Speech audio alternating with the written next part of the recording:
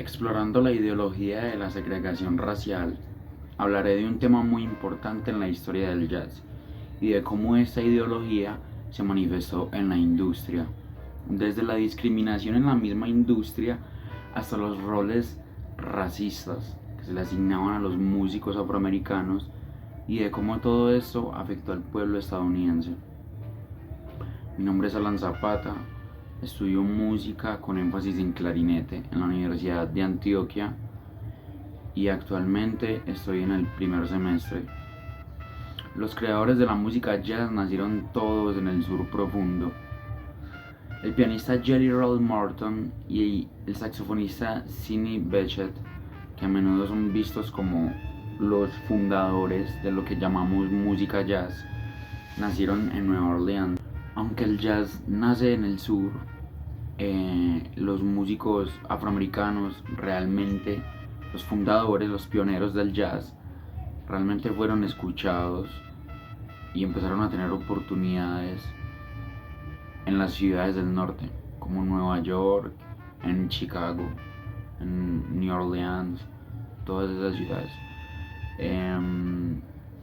De hecho, parece que a los músicos negros, los primeros del jazz, se les enseñaba a avergonzarse de sus raíces africanas. Muchos de los primeros músicos de jazz tuvieron infancias muy difíciles, ya que fueron criados como niños afroamericanos en la dura segregación y en el racismo que había en el sur. Louis Armstrong, por ejemplo, quien desarrolló el sonido del jazz por excelencia, nació en un gueto negro de Nueva Orleans, que a menudo lo llamaban el campo de batalla porque era muy peligroso. Era increíblemente pobre en sus años de infancia, criado por una madre soltera que ocasionalmente trabajaba como prostituta para poder mantener a su familia. Al explorar el papel de las tradiciones africanas en la música del jazz, los críticos se refirieron comúnmente a la música y a las civilizaciones como música primitiva. Muchos historiadores del jazz han señalado que la primera era del jazz coincide con la época en la que la ideología del primitivismo era muy común, era muy popular en Estados Unidos. El primitivismo se refiere a la noción de que las personas más incivilizadas, de que los más primitivos, son capaces de expresar sus sentimientos de una manera más espontánea, más refrescante que los civilizados. A pesar de la discriminación y la segregación, los músicos afroamericanos resistieron y subvirtieron la ideología de la segregación. Muchos de los músicos más talentosos de jazz de esa época decidieron trasladarse al norte, donde cada vez tenían un público mayor esperándolos.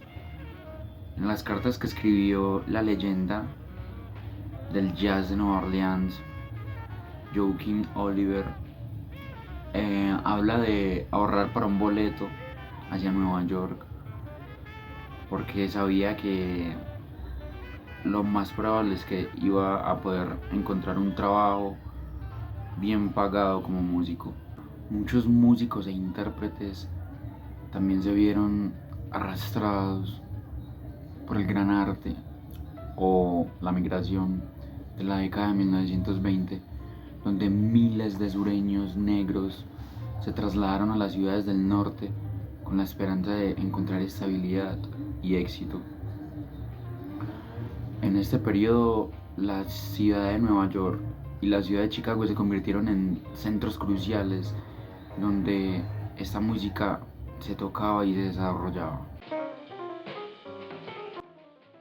Aunque los músicos de estas ciudades también se enfrentaron a un duro racismo y a menudo tocaban en clubes donde eran segregados, fue en estas ciudades donde realmente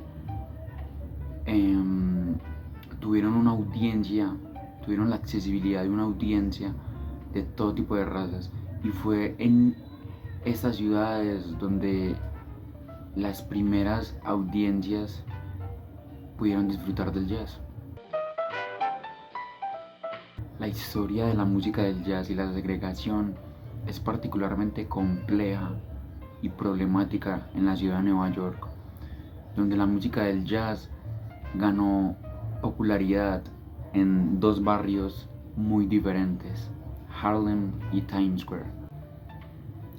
El área del centro de la ciudad, alrededor de Times Square y Broadway, era un vecindario predominantemente blanco, donde en su mayoría era de clase media y alta. Pero no todo fue tan fácil, no fue tan rápido el ascenso del jazz.